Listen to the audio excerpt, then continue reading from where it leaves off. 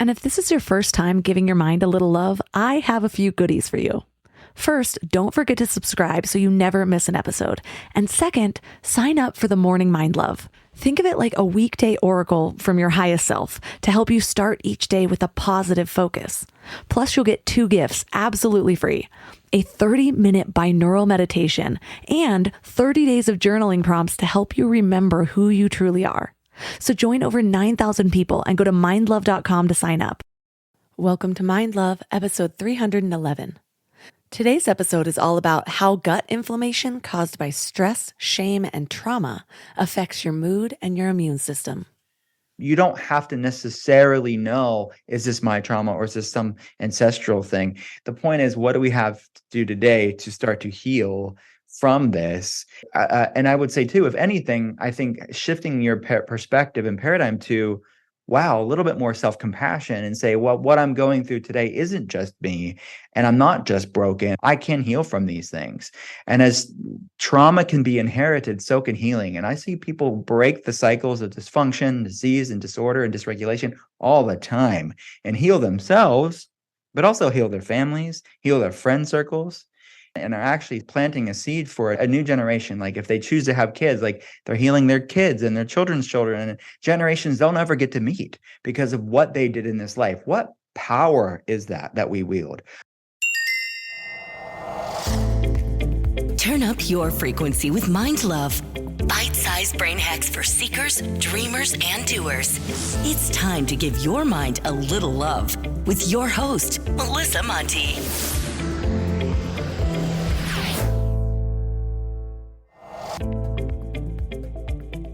If this is your first time giving your mind a little love, don't forget to hit the subscribe button.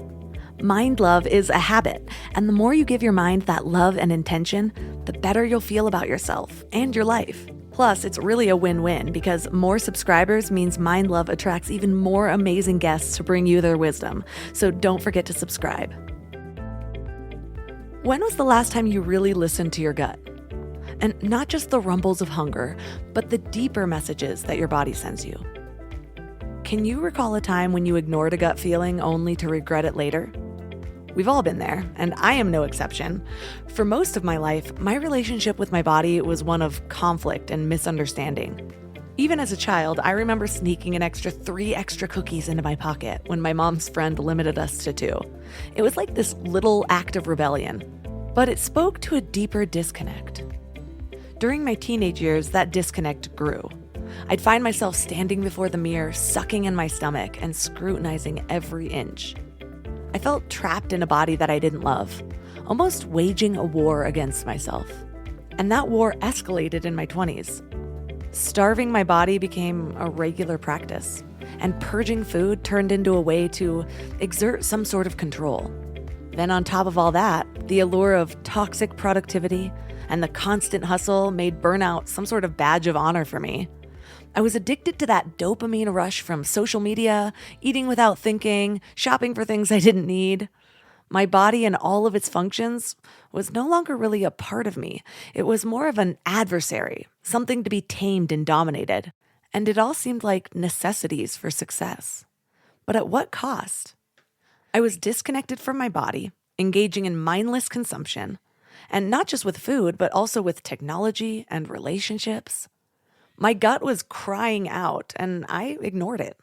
The disconnection led to digestive issues, stress, and a feeling that something just wasn't quite right. I was kind of like a car driving with the warning lights on, ignoring all of the signs. But what I failed to recognize was that my body wasn't a servant needing to submit and obey. It was my partner on this incredible journey called life. It was a relationship waiting to be healed, a connection waiting to be rediscovered. It's a story that's both painful and enlightening, a journey that led me to a profound understanding of the mind-body connection. And it's not just my story, though. It's our story, isn't it? We're caught up in a world that constantly demands more from us. Between the convenience of processed foods, the relentless demands of our daily routines, the stress levels that skyrocket through work and personal commitments, an addiction to technology that keeps us constantly connected, and then there's the environmental factors like pollution and chemicals in our everyday products. We are extremely hard on our gut.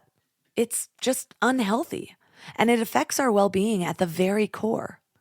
But what if I told you that healing your relationship with your gut could transform your life? That understanding the trillions of bacteria influencing your mood, immunity, and inflammation levels could unlock new levels of health and happiness. Your gut is not just about digestion. It's your second brain. It's a silent guide that affects every aspect of your life. By neglecting it, we're ignoring a vital part of ourselves, a part that's yearning for attention and balance and care. So today we're discovering the beautiful connection between what we eat, how we feel, and the legacy we leave behind. Our guest is Dr. Will Cole. He's a leading functional medicine expert who specializes in clinically investigating underlying factors of chronic disease and customizing a functional medicine approach for thyroid issues, autoimmune conditions, hormonal imbalances, digestive disorders, and more. He's the host of the Art of Being Well podcast and author of Gut Feelings, Ketotarian, The Inflammation Spectrum, and the New York Times bestseller Intuitive Fasting. 3 key things we will learn are a checklist to help identify poor vagal tone, how to identify hormonal imbalances that require customized care, and breathwork and somatic practices to help regulate your nervous system.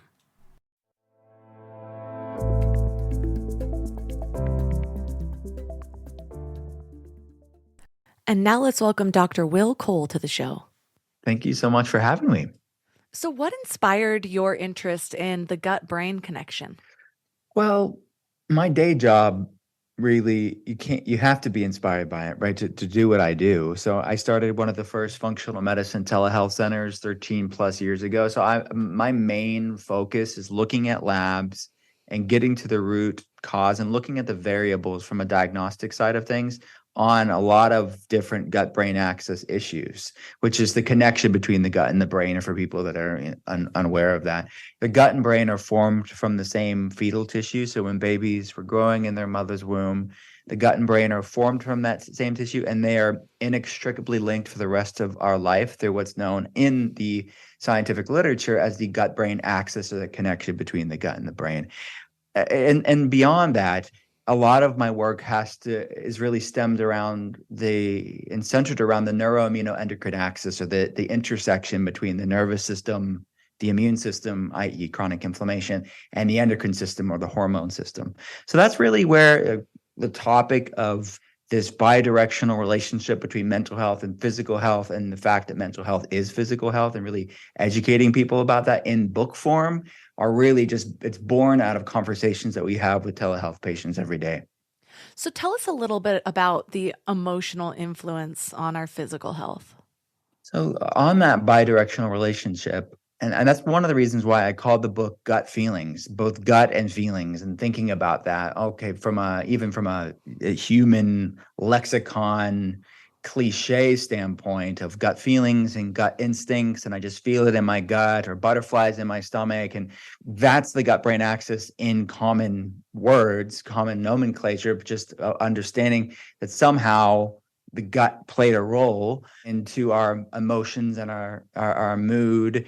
And somehow our ancestors knew that the gut was the seat of the soul, but they didn't have randomized controlled trials. And now science is really catching up with antiquity, that we see all this exciting science looking at how the gut and physiological things beyond the gut, right? Just physiological things impacting mental health. And in many ways, we have a long way to catch up to, is relegating mental health as sort of this abstract, quote unquote, chemical imbalance, or there's something separate than physical health. But our brain is so much, it's influenced by the same pathways as any other system of the body. The old thought was that the brain was immune privileged, is how researchers would say it, because of the blood-brain barrier. There was no such thing as the brain's immune system, or inflammation did not impact, or other aspects of the immune system did not impact the brain. But now we know the brain has its own set of aspect of the immune system. The microglial cells impact neuroinflammation, which is a whole field of research called this. It's called the cytokine model of cognitive function. Cytokines are pro-inflammatory cells. So these are things that we can quantify in labs for patients, is looking at how does inflammation and things that cause inflammation, ultimately, how do these things impact mental health and our mood? And we have what's called the gut-brain axis that I mentioned, or the microbiome mood axis, so the trillions of bacteria in our gut. But inflammation is the commonality between things like anxiety and depression and brain fog and fatigue and different autoimmune problems. But ultimately, what caused the inflammation? Because inflammation is not inherently bad. Inflammation is a product of the immune system. It's meant to fight off viruses and kill off bacteria and heal wounds. It's a normal part. We would be goners without healthy, measured inflammatory responses in the body. But to answer your question, how do emotions impact our physical health? We have to look at both physiological and psychological drivers of inflammation. Whether you're talking about neuroinflammation, i.e. the nervous system inflammation, or just systemic inflammation, which is implicated to just about every health problem under the sun when you're looking at autoimmune problems or metabolic issues or cancers or heart diseases or like joint pain and digestive problems. So the psychological side of that is really important. And researchers are just scratching the surface of how the feelings side of gut feelings impacts our physical health. So one of the ways we quantify this, as far as data is concerned, is something called an ACE score. We have every telehealth patient fill it out. It's not just within functional medicine, it's within larger healthcare as well. It's the Adverse Childhood Experience Questionnaire. We're looking at things like sexual trauma growing up, physical abuse growing up, neglect growing up. Was there substance abuse in the home growing up? Cumulatively, the higher the ACE score, it's associated with increased rates of autoimmune problems, metabolic issues, mental health issues, of course, later on in life. So that's just childhood, let alone beyond childhood, looking at stress and unresolved trauma and something that I call in the book shame inflammation. How does something like shame on a daily basis impact our health?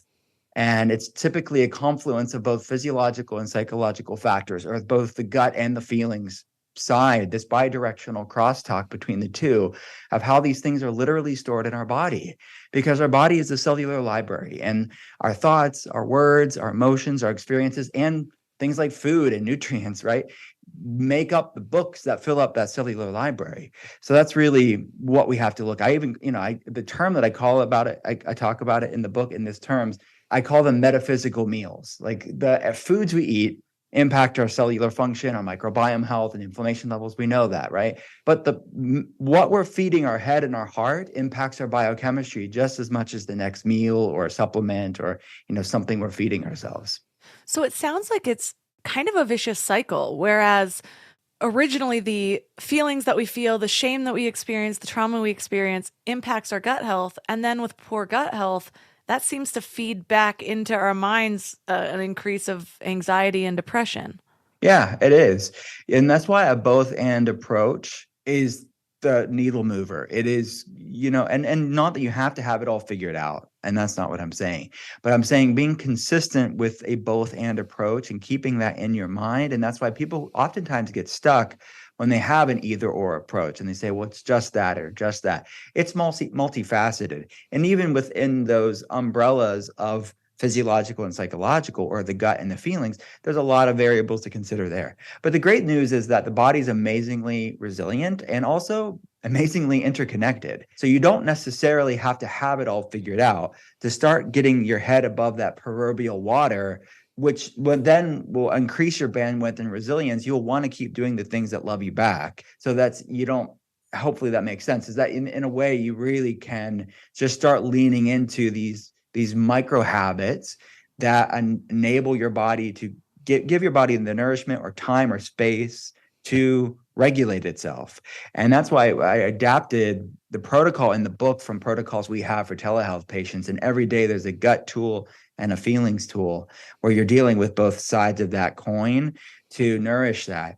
But then some people, I just take my author hat off for a second and just clinically, Some people, therein is just one of those where it's like the psychological side of things, like my past childhood trauma, my unresolved trauma is just too much for me to handle right now. I can't even go there, or they don't even know they need to go there.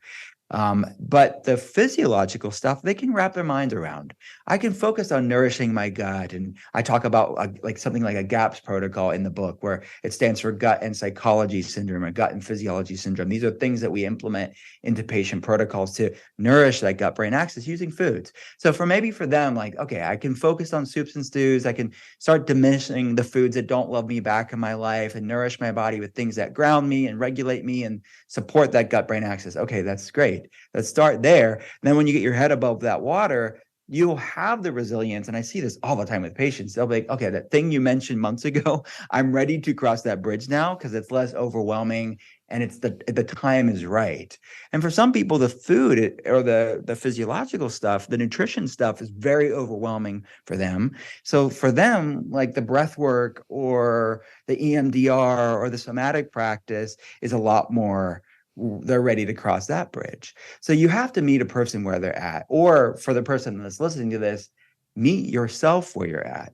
And doing something is better than doing nothing at all. And sometimes people can get this overwhelm, this shameflation about good things about their health that is counterproductive. So lean in, meet your body where it's at. And this paralysis of analysis is a saboteur. Like, what's that cliche of like something about being the enemy of the good?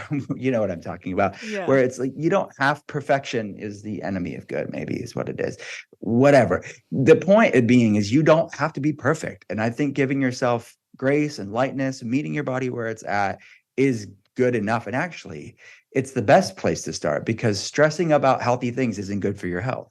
Yeah, I can find myself in that because I'm very aware of all of the toxins in the environment and organic and the water and the air and everything. And I'm like, okay, take a deep breath, because my beliefs are also going to influence everything. And if I'm constantly telling myself the food is poisoned, my body's going to react that way. And so I've kind of changed my perspective of going back to mindful eating that helped me overcome an eating disorder in the past, and just like blessing my food in a way, and just like really imagining it nourishing my body in all of the ways. And it just changes my experience with it a little bit, even emotionally. So I can only imagine what it's doing on the other end, the ways that I can't see.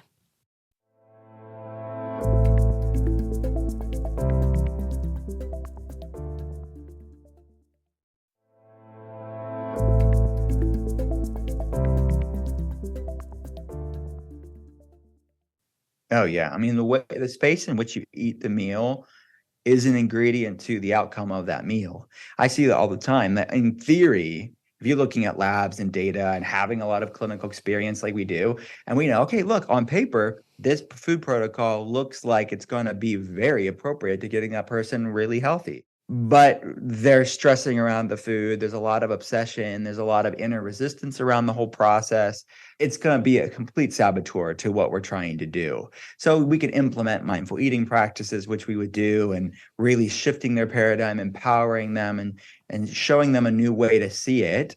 And sometimes, a lot of times that does work, but sometimes it doesn't. And sometimes even with all the mindfulness approach, it's like this is a source of stress for them. So sometimes we have to be pragmatists. Oftentimes we have to be pragmatists. And that's sort of the science and art of wellness. And the art part of it is plan B sometimes is plan A, or plan B is the source of joy and sustainable and realistic for their schedule.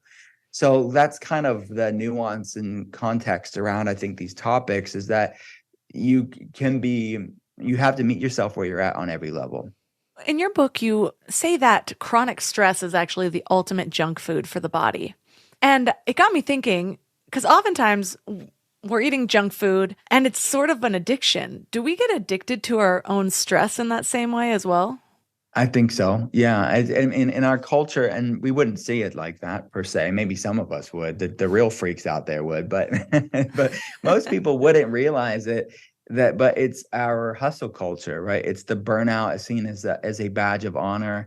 it is so ingrained into many of us to varying degrees, but the constant go, the constant numbing and distraction with social media and food and buying things and being busy really does become addictive, because there's levels amongst all those examples that I mentioned of dopamine, like cheap dopamine hits that keeps us coming back for more. And this is advertising. We're advertised many different ways to numb and distract and get that cheap dopamine rush. That is addictive. It is addicting. And based on our own bio-individuality, some people are addicted to it more than others, but really, it would be difficult today to find someone unscathed from this epidemic of toxic productivity or busyness, hustle culture. That it's a balancing act. People need to be successful or provide for their families, and we have amazing blessings and privileges within our culture. All of that stuff is good. I'm not saying we should go back to the Stone Age and all be off the grid Amish people, and not that they work hard too, but you know what I mean, like just forego modernity. We can have a both and approach even with this, and not be extreme toxic tribalism when it comes to these topics. I think we can live a modern life, but what are healthy boundaries with ourselves ultimately? Because the relationship we have with ourselves in these topics and the foods or the things that we consume, whether it's technology or whatever, that plays a role. So stress is typically disguised in very alluring ways where we don't even see it as stress, but it's a source of background anxiety, or this constant stimulation, if you will, of that sympathetic fight or flight stressed state. And most of us, and I talk about this at length in the book, have poor vagal tone. They have a weak vagus nerve, which is the largest cranial nerve in the body that's responsible for our resting, digesting state. And most of us, born out of our nervous system dysregulation, do a lot of things that perpetuate that dysregulation. I'm glad you brought up the vagus nerve, because I'm curious, how can we test the health of the vagus nerve? How do we know if ours is weak or strong? Well, I think questionnaires, checklists can be a good way to do that. As of this point, there's no readily available like vagus nerve conduction test or vagus nerve test. I'm sure at some point there will be ways to measure it. But the most common, I would say, is checking in with your body and seeing how you feel. And then I would say this, labs that we do measure can look tangentially at the things that are associated with poor vagal tone. So I'll explain that in a second. But starting subjectively, if you look at things like, do I have anxiety? Do I have depression? That is very much linked to, you're almost certain to have some sort of vagal nerve tone issue, some poor vagal tone, at least a component to why you feel the way that you do. It's part of that neuroimmunoendocrine axis that I mentioned. It's the neuro part of the neuroimmunoendocrine axis. So that's it's a major connector to the gut-brain axis that I mentioned earlier. It's literally the major communication line between the gut and the brain.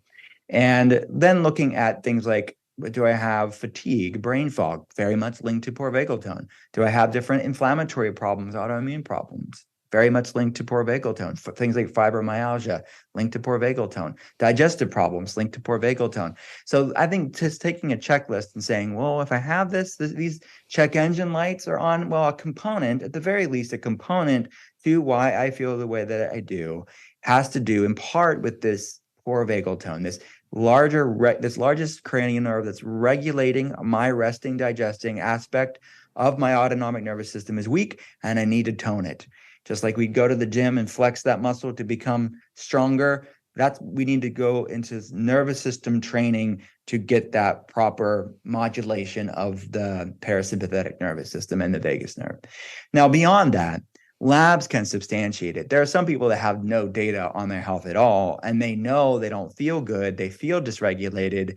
They feel wired and tired, anxious and exhausted. Maybe they know they're struggling with some of these problems, but they don't have any data points. All those things I just mentioned, whether it's an autoimmune problem or metabolic issue or an inflammatory problem or a gut health problem or hormonal problem, we can quantify these on labs. And at that point, you can know, okay, look, yes, these are data points that are not normal, but understandable, and we can get these optimized. Part of getting those numbers optimized is improving vagal tone. It's interesting because for a long time, I didn't really identify with certain things like anxiety. I'm realizing mine just shows up in a different way than other people's. So I don't have that like outward expression of an anxiety attack or even seeming like it at all. I'll just avoid it.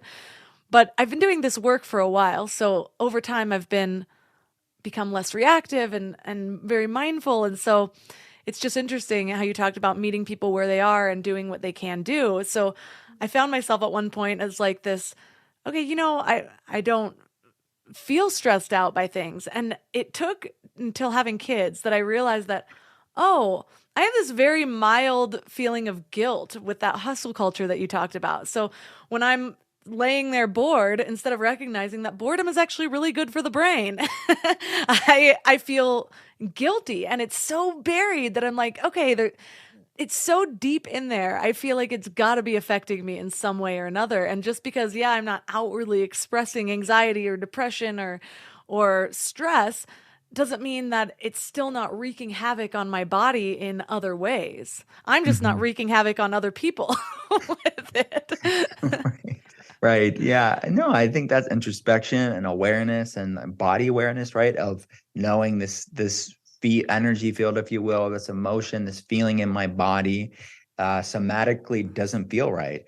And I think that's growing in awareness. And like you said, it even took being a mom. Like there's different seasons of people's lives where it maybe has always been there, but it's like more obvious or rearing its head or flaring up, that we can start to handle these things. And the things that, it's different.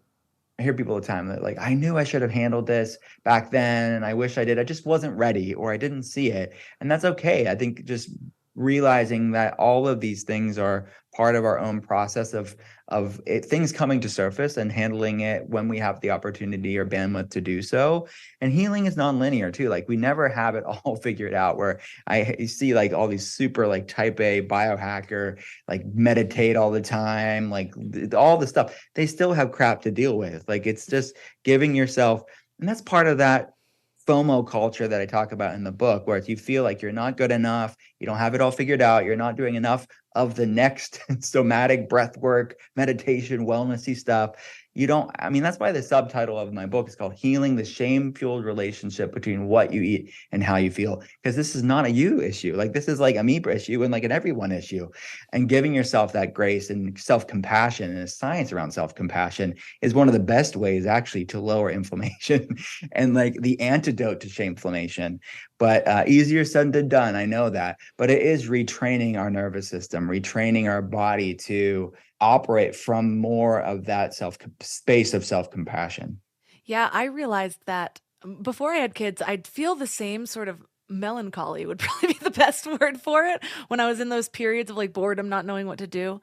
But the way I interpreted it back then was I was almost like disappointed in what the world wasn't giving me. And something shifted since having kids, that now I'm like disappointed in what I'm not giving the world. And on one hand, I do think that's healthier in some way. It's just changing my perspective on that even more. It's like, yes, I do want to give. And I do realize that that light inside, the feelings that I'm feeling are based on my interaction with the world, not what I'm expecting to get. However, can I still approach that feeling without the shame, without the guilt, without the negative feelings around it, and instead use it as a source of inspiration on, how I want to shine, if that makes sense? Yeah, absolutely. And I think, there's a distinction in my mind to guilt and shame, right? It's like if somebody is maybe distracted or had a rough day or whenever reasoning, right? And they're kind of not present with their kids, or they're kind of snapping at their friends and loved ones, their partner. I think there's a certain level of, like you're saying, like guilt can motivate you to be a better version of yourself, and saying, no, I don't want that. And like that, even that concept of repentance, which can have a lot of religious backgrounds, but its origin, actually, the Hebrew word is teshuvah. It means to turn around. So even in a religious secular thing, like, can we turn around our behaviors to want to be a better version of ourselves? Because the difference between guilt and shame, guilt says, okay, this thing was out of alignment with who I want to be and how I want to act. And it's not who I am, but it's what I did. And it's not an indictment on my character and my very soul, but it's something that I want to change and turn around how I would do it, because I want to treat other people the way that I want to be treated, or whatever our reasoning is.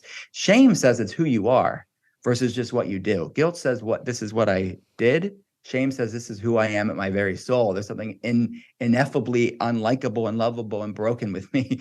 And I think that's the difference here. It's just when you're talking about wellness or our bodies, our relationship with food, or relationship with our body or other people or job or career, whatever, the distinction between the two. Like one could just be a sign of like, ooh, this is out of alignment, I want to do better, versus the other one is like, this is who I am. So say someone's listening and they're like, yeah, I'm not ready to tackle the emotional side yet. What are the basics of food that I need to turn that around? Where should they start? From a food side of things? Yes. Yeah. So, I mean, first of all, when we're talking about inflammation and the gut-brain axis, we have to look at, we are that cliche, you are what you eat. Well, if you want to get a little bit more nuanced with that, we are what our microbiome eats. It's all the terms for the trillions of bacteria in our gut. Depending on the study that you look at, we have upwards of 100 trillion bacteria in our gut and about 30 trillion human cells. So we are exponentially more bacteria than human. This sort of sophisticated host for this microbiome metropolis that influences our mood. 95% of serotonin is made in the gut, 50% of dopamine. So our happy and pleasure neurotransmitter is predominantly made in the gut, stored in the gut, and they do not pass through the understanding as far as the mechanism is concerned. They don't pass through the blood-brain barrier. They actually work upon GI motility and innervation to work upon the vagus nerve. So two-thirds, the exponential, almost all of serotonin that's made in the body predominantly is made in the gut, stored in the gut, and working on the vagus nerve that we talked about earlier. Well, we are what our microbiome eats. The bacteria that influence the metabolites, these production molecules that the bacteria make, work upon serotonin production in the vagus nerve and inflammation levels, of which this is all connected. It's part of that neuroimmunoendocrine axis that I mentioned earlier. So that's sort of what's at play here. But it's also, the gut is home to 75% of the immune system. Inflammation is a product of the immune system. So that's sort of the immuno aspect of the neuroimmunoendocrine axis. So the gut brain and the brain hormonal axis is constantly communicating. And there's sort of upstream and downstream bidirectional communication lines between this. The food we eat influences the expression of the microbiome and influences the expression of inflammation levels in the body, of which is the commonality between every health problem under the sun. So this is what's at stake here. And this is why every food we eat either feeds inflammation or fights it. There's no Switzerland meal that's doing nothing for my body. There's some negligible ways that you won't notice, but it's providing your body raw materials and feedback and fuel to do different things, to make hormones, to make the immune system function, to make the very cells of our body. So if I would look at the foods that are most likely to be assaulting to the human body, and this is not about a moral judgment, this is not about an indictment, this is not about shaming anybody, this is about a conversation on healthy boundaries and also bioindividuality. So that's the caveat with this topic, because I know there's a lot of shame around food, and avoiding foods that don't love you back is not restrictive, it's self-respect. And I want people to just have the curiosity to find out what foods their body loves, so they can have healthy boundaries with the foods that don't love them back. So that's the caveat there. What I would say is the most common foods that don't love most humans back to varying degrees would be what I would call the inflammatory core 4. And if I can add a +1, it would be, but there's not a pithy rhyming name for it.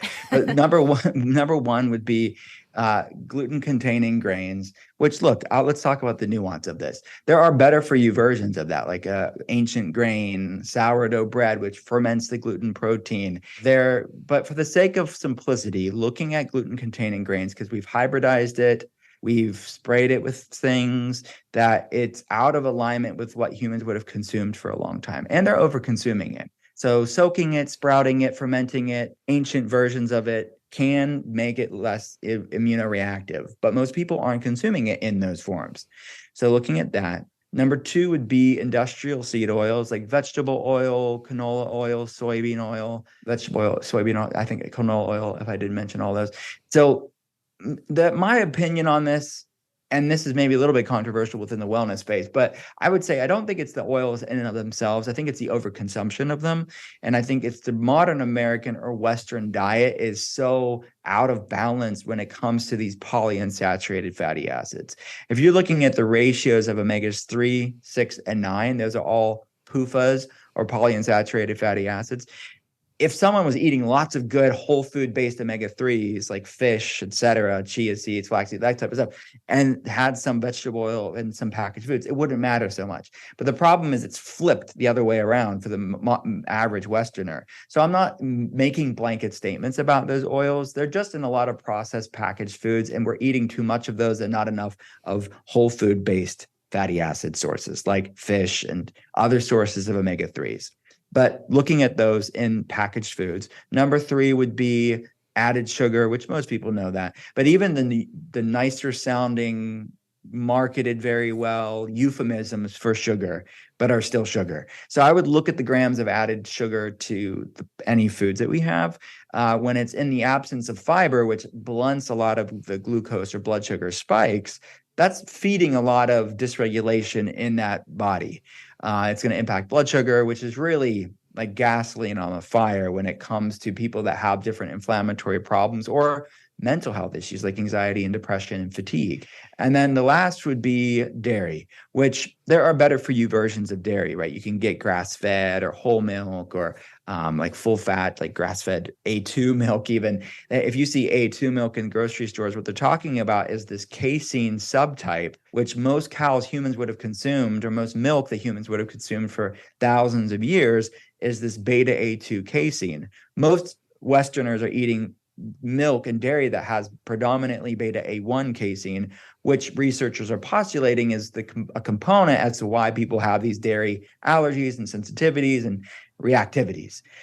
So getting more of these fermented dairies, even that breaks down the casein, similar to the bread that I mentioned earlier, the kefirs, the cheeses, the yogurts can break down the casein, making it more digestible. So but for the sake of simplicity, looking at dairy. Now, all of these have one thing in common, is what researchers refer to as an epigenetic genetic mismatch, that our genetics haven't changed in 10,000 years. Our microbiome, of which is like most of us, like as bacteria, not human, that hasn't changed in millions and millions of years. But we're eating foods that are out of alignment. It's an evolutionary mismatch, which is triggering genetic predispositions that have been lying dormant for 10,000 plus years, but are being awoken like never before because of this evolution or this epigenetic genetic mismatch. So that's what I would call the inflammatory core 4. And then the +1 is alcohol, which I never make any friends when I talk about alcohol, but it is a decimator to the microbiome. It's a neurotoxin. It can shrink your brain. It's not good. But, even with that, I'm a pragmatist because most people aren't going to be teetotaling Puritans. So I have to find like better for you options even there too.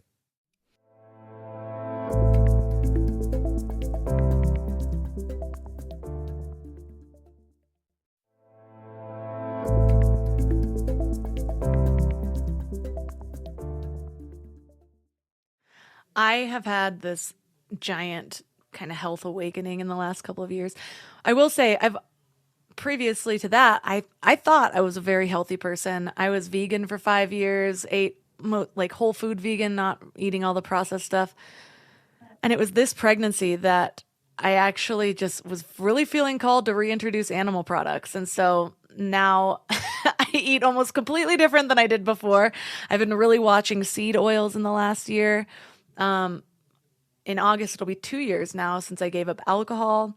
And I will say, of all of the things that I've changed, giving up alcohol was such a game changer. I look different. Like my face looks different. It is so easy to be effortlessly thin. I know that's not the case for everybody, but I dealt with bulimia years ago. And so my weight was always going up and down because of that stress I was putting on my body. But then even when I healed that, it stabilized a little bit, but it still was like work. It was still always a thought like, okay, I'm waking up inflamed really, or like just feeling pudgy, whatever it was. That just stopped when I gave up alcohol. Mhm. My mood swings changed, fatigue changed. It was a huge game changer.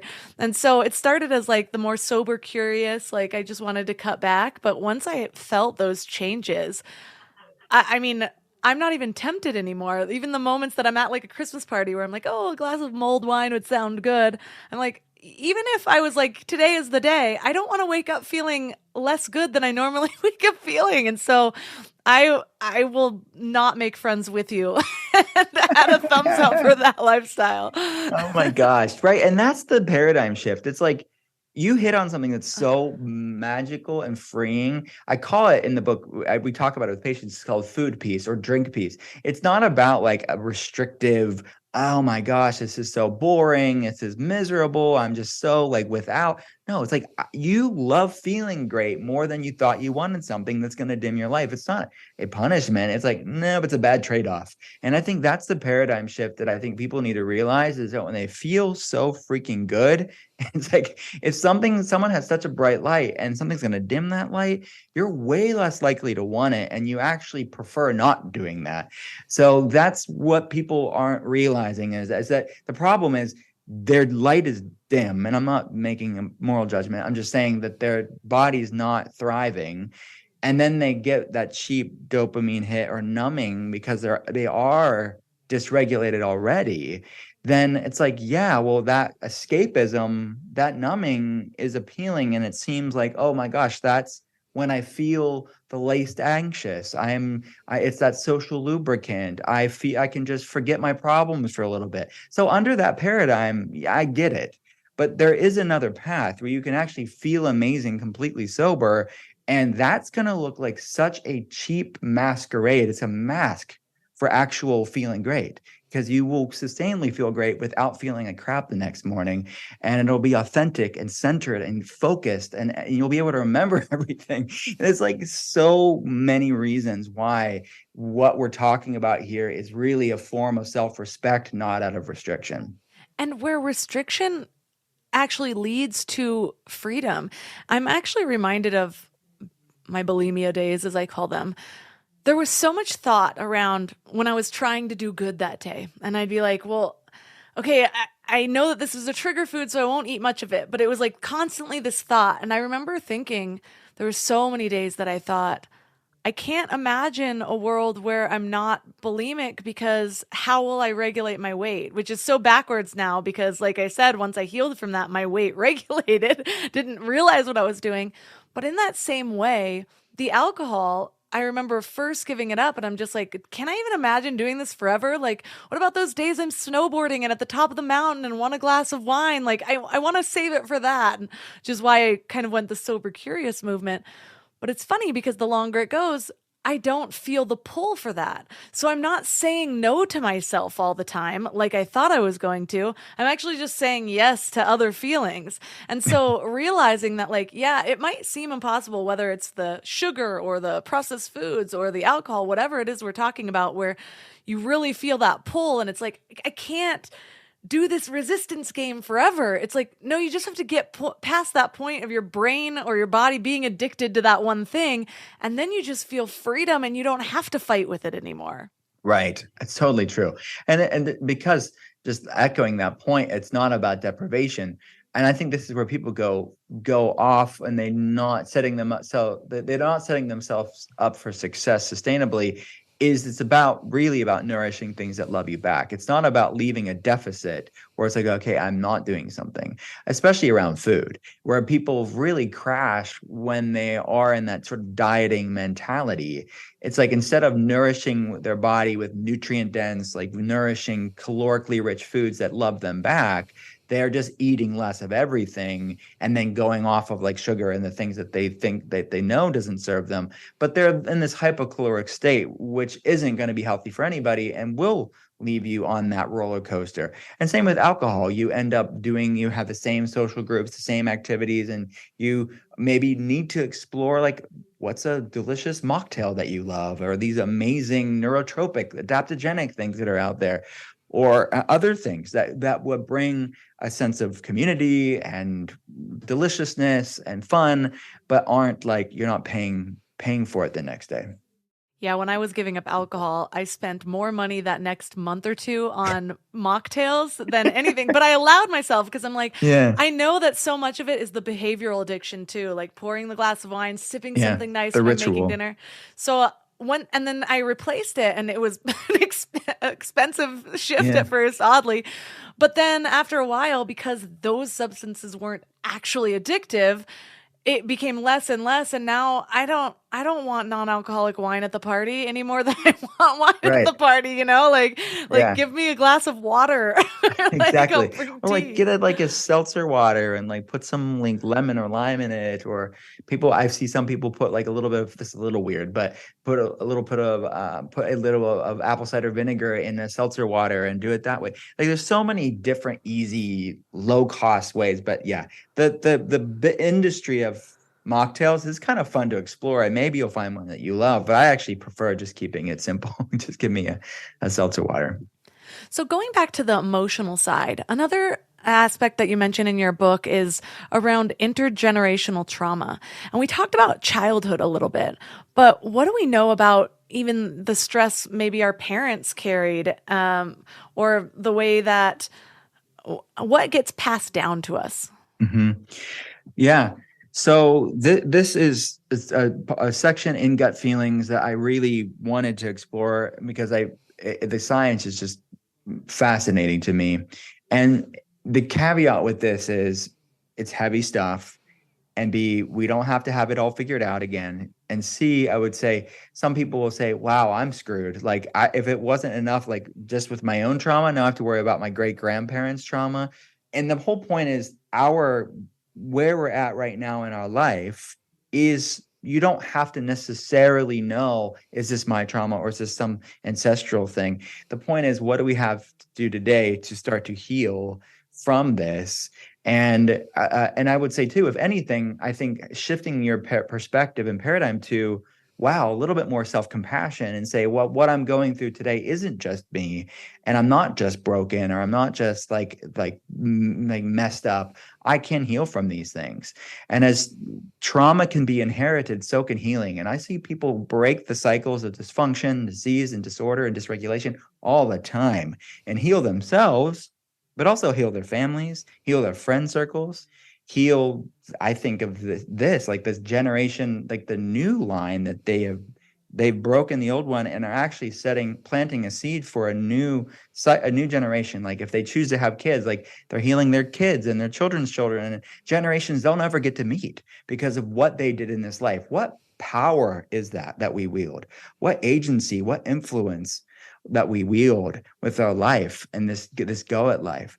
But anyways, the research around this is in the scientific literature looking at normally geopolitical situations that are they're extreme, right? So they're easier to research as big groups of people to study connections with these methylation changes. Methylation is an aspect that we actually quantify clinically for patients too, of different gene SNPs or single nucleotide polymorphisms, that researchers are looking at other aspects of methylation and how these things code for neurotransmitters or inflammation levels or way the hormones are functioning.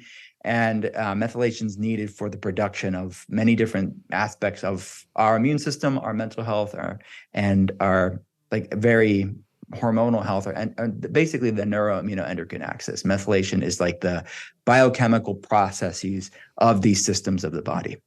So the researchers that mainly have been studying things like the Holocaust in Germany and Poland, there's something called the Holodomor in the Ukraine in the early 20th century. Joseph Stalin basically made a man-made famine, and it was a Holocaust of the Ukrainian people in the early 20th century. And also the Rwandan genocide, the Hutu and the Tutsis tribes in Rwanda in the 90s. And they saw similar methylation changes that people went through those horrible atrocities. And those same methylation epigenetic changes were passed down to their kids and their grandkids and beyond. And they had increased likelihood of different specific health issues like metabolic issues, autoimmune problems, mental health issues, like a scarcity, like panic disorders, things like that. So that is what we're just scratching the surface of what intergenerational or transgenerational trauma looks like. But then I see this play out when you get to know somebody, clinically monitoring them and coaching them and seeing the things that they're working on when they're dealing with their own health, of how it's connected to their past, whether they know it or not. But through breath work and somatic practices and different mind-body practices, we really can metabolize these stored traumas that are possible from our own life, obviously, but even beyond that. And the science is just beginning to show what's at play here. We are literally, in many ways, living out the life of our ancestors, and this is our chance to undo that and fix these things. When I had my first child, suddenly I was like, oh my gosh, there's so much more work to do of things I don't want to pass down. That's actually what inspired me to stop drinking alcohol, because I had cut back a lot over the years. I was a huge party girl in my 20s, but I'm like, oh, I just have a glass of wine at night, maybe 2, maybe 3, denied how often I would do that third glass. But then I was just like, I don't want my son to just always see a glass of wine in my hand and just think that's normal. And then he becomes the guy that just always has a beer after work. Like, if he can do what he wants, but I want to give him a clean slate to start from. And I remember when I was learning first on the original path, the beginning of my path of self-growth, I had a lot of feelings about where I came from. And there was some big traumas in my family line. My grandpa murdered my grandma before I was born, but my dad's side dealt with so much stress and that manifested in so many different ways with those 7 kids.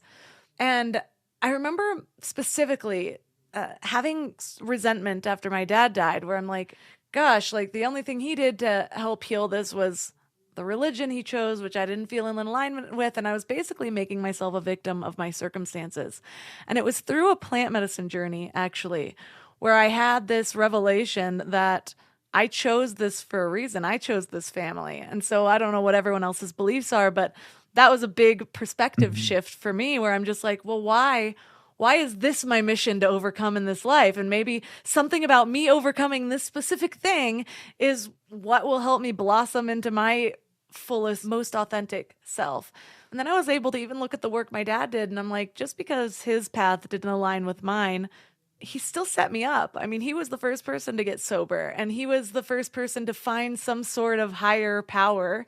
It might not be the one that works for me, or the perspective of it that works for me, I should say. I think they're kind of all leading towards the same places. But yeah, and so then there's still just, I'm unraveling that in my own way and passing that down. And so just looking at it in that way made me feel more empowered than a victim of what I came from. Yeah, I love that. And it's these different vantage points and this inner work that allows us to see the bigger picture, right? And for some people, it could be simple as I talk about the science of breath work and somatic practices that really can give that vantage point and disconnect you and allow you to realize you aren't your thoughts, you're not your emotions, you are the observing presence of them. And for some people, it could be something like breath work or meditation or grounding practices, somatic work, EMDR. Some people, it can be plant medicine. For some people, it can be traditional like psychiatry. For some people, it can be Orthodox religion, So it is all of these paths to start to, hopefully the goal would be to create this presence and this mindful awareness of who we are. So we are acting less from a victim mindset and overwhelm and seeing ourselves as the small little me that's everything's done to me, instead of seeing this bigger, like what's happening for me and what can I am empowered to handle the things that I have in this life. Another thing I see trending lately, and it might just be who I follow online, but I feel like more people are becoming aware of their hormones and how it is sort of insight into the health of our system. Can you tell us about how our hormones speak to us or what they're affected by? Sure. Yeah, absolutely. So it's to bring it back to that neuroimmunoendocrine axis is the endocrine part of the neuroimmuno. So it's kind of nice. Yeah, you probably planned this already, but the fact that we're walking through the nervous system, the immune system, and the endocrine system, well, that aspect of it, I think in the most elementary level, hormones are kind of like little physiological emails, little biochemical emails that are being sent. So they're the last part of the neuroimmunoendocrine axis. So oftentimes they're a response, they're an email to a larger context to what's going on with the regular, like the rest of the body. They are messengers. So the context around hormonal imbalances, quote unquote, matters because typically it's a response to some greater context to it. And I think that's a bigger point. Now, the emails will impact how we feel, certainly, but the hormonal imbalances don't oftentimes happen in a vacuum. There's like a larger context as to what's going on. They are going to compound and exacerbate and increase symptoms without a doubt when they are out of balance. But I think the bigger health history, context, labs matters when you're talking about hormones because a lot of things can influence them. So it's about balance, just like anything else in the body. Inflammation is not inherently bad. It's a product of the immune system, as I mentioned. You don't want excess inflammation. You don't want a deficiency. Same with our gut microbiome. You don't want bacterial overgrowths. You don't want deficiencies of bacteria or immunodeficiencies. It's not good. Same with hormones. You don't want dominances or excess hormone production. You don't want deficiencies. So it's subject to the Goldilocks principle, just like the immune system, just like the nervous system, just like inflammation levels and the gut bacteria. So these are things that we can quantify in labs and track over time. We have a high population for telehealth patients of our top professions are entrepreneurs, engineers, school teachers, and nurses. And I think there's a commonality between those four spaces, and it's a love of spreadsheets. And we can get to the root cause of tracking data. I'm saying, okay, what are my hormones? What's my inflammation? What's my whatever we're biomarker we're tracking, and getting those data numbers looking great, and getting to the root cause. So some of the hormones that we look at will be a full thyroid panel, like a full TSH, T4, T3, free T3, free T4, thyroid antibody, something called reverse T3, which is kind of the thyroid's brake system. So we're looking at the gasoline brake ratios and lots of different nuance to those biochemical emails. That's just the thyroid hormone, which is very important. Every cell of our body has a thyroid receptor site. But then looking at cortisol rhythm throughout the day, looking at estrogen and all its metabolites. There's something called estrone, estradiol, and estriol. Looking at progesterone and all its metabolites, looking at testosterone, all of its metabolites. And I think I mentioned all of the main ones. And leptin and insulin, of course, we have to mention those too. So we look at all of those major hormonal patterns, and it's when they're off, they're going to impact things like our mood, our sex drive, our weight, our energy levels, our digestion, our skin, our hair, our nails, lots of different things, our sleep. So we have to get those optimal. So I am happy. I like that you said that, like more people are becoming aware. But I think it's born out of the fact that people are wanting answers, right? There's an epidemic of different health issues out there. Even the most conservative statistics will tell you that. And people are wanting to have agency over their health. And the old age of this sort of white coat gatekeeper, because I said so, isn't going to cut it for people. Because there's a lot of what I call, and I talk about it in the book, medical gaslighting around these topics of autoimmunity and mental health issues and hormonal problems. When they know intuitively something's off here and they're told, yeah, you're just depressed, take these antidepressant, or you're just getting older, or you're just a new mom, or you're just stressed, or whatever the well-intentioned maybe reason is, the person knows their body. And I would say that's why you're seeing this conversations on hormones, because people are wanting data. They're wanting to look at labs, and they're wanting to look at optimal, not average. And I think that's a bigger point here too, is that this reference range on a lab is largely based on a statistical bell curve average of people who go to labs. People that go to labs are going through hormonal problems and metabolic problems and inflammatory problems too. And comparing yourself to people with health problems is no way for you to find out how you can feel your best. So in functional medicine, that's where we even get our name. We're looking at the functional range. Like, where does your body function the best? Like, where does optimal, vibrant wellness reside? What's from a longevity and health span and lifespan wise? Where do those people live? So we can get you there if you're not there. So I think it's important. When I'm glad that people are starting to ask questions and wanting answers to have agency over their health. Well, we've gone over some of the basics with food. What I like to leave listeners with something to focus on so that they, feel a little bit more empowered with something that they can do. And we talked about the food side of that, where to start with that. What is something that they can focus on the emotional side to help them live free from shameflammation? Well, I think I'm touched upon it, but I think breathwork is one of the most powerful, completely free, accessible, and so multidimensional and bio-individual. There's so many ways to use breath as medicine. I talk about some beginner, moderate to advanced ways that science is really showing breathwork as a medicine to metabolize stored trauma, to regulate that neuroimmunoendocrine axis, to calm inflammation, regulate your nervous system, strengthen that vagus nerve, and balance hormones, and a cascade of regulation in the body. So box breathing is one for people to try. It's typically done through breathing through your nose, and you breathe for about 4 seconds through inhaling through your nose, holding for that same amount of time, and then exhaling for that same amount, 4 seconds, and then holding for 4 seconds, and then repeating. So creating this sort of metaphorical box through your breath, inhale, exhale with holds in between the two. So that's an easy one. You could be in the car, you could be in traffic, right? You could be at your desk, you could be sitting on the couch, you could be outside and doing this. And then there's more advanced ones, like you mentioned, plant medicine and psychedelics. I talk about the research in the book, but also something called holotropic breath work, which is born out of the research with psychedelics. And we can elicit these centers in our brain, our nervous system, and our immune system, and the endocrine system through breath.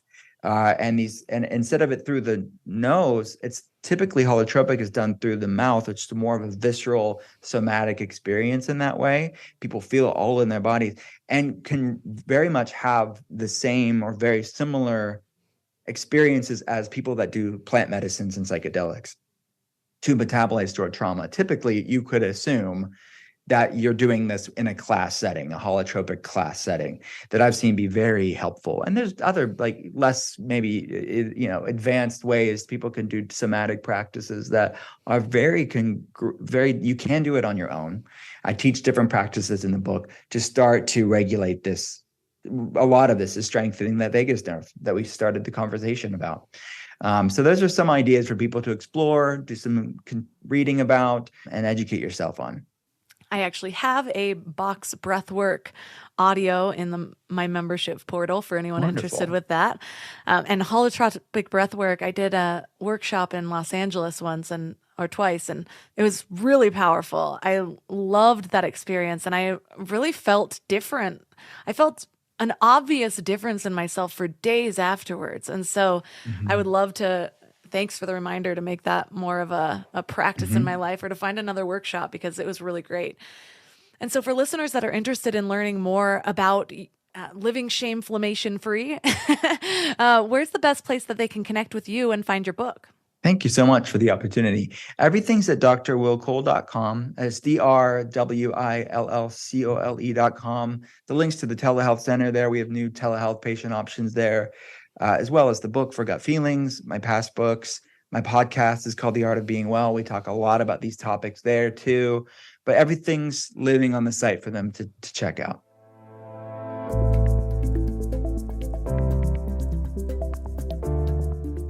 All the links for this episode will be at mindlove.com/311. Your challenge for this week is to try your hand at breathwork. Breathwork is an extremely powerful practice, especially if you do it regularly. Even through just one session, people have been able to reach altered states of consciousness. Beyond that, breathwork can reduce stress, it's an emotional release, it can give you increased energy and mental clarity, it improves your respiratory health, it enhances self-awareness, it regulates your nervous system, it increases your resilience. I mean, what more could you be looking for in a 5 to 10 minute practice? So it's definitely worth getting into, but I know that sometimes the barrier to entry can just feel difficult. If you've never done it before, there's millions of videos online about it. Where do you start? So if you are a Mind Love member, I actually have several breathwork practices within the Mind Love membership. So if you want to sign up, you can sign up at mindlove.com/membership. If you're already a member, you can go to mindlove.com/my-account. And there's breathwork under the meditation audios. If you are not a Mind Love member, check out my Instagram at mindlovemelissa. I'm going to post one of my favorite breathwork exercises. So that's Instagram at mindlovemelissa. If you love this episode, please consider sharing it. Take a screenshot, tag Mind Love Melissa and Mind Love Podcast, or you can also just tap the share button and share it directly with someone who needs it. The membership is at mindlove.com/membership. There's amazing masterclasses released every single month. So if you're looking for a guided way to bring more intention to your life this year, the membership is where it's at. And you can find all of my sponsors at mindlove.com/sponsors. And that's all for today. So thanks for giving your mind a little love today, and I'll see you next week.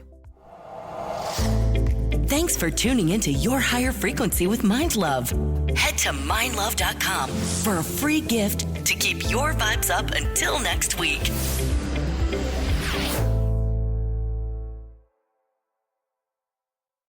Your business is one of a kind, so your website should be too. With Wix, it's easy, almost too easy, to create a website that's perfectly yours. Just tell AI what kind of site you want to build or choose from thousands of templates. Change whatever you want, whenever you want, and get everything you need to start running your business your way. No matter what you sell or what you aspire to be, you can do it all yourself on Wix. I've got 20 minutes till Run Club meets, and it's time for a quick pre-workout snack. Go-Go Squeeze Active Fruit Blend to the rescue. Made with select B vitamins to help release energy, it's an easy, squeezable pouch made to move with me. The taste? So good. And made with real fruit. Even better.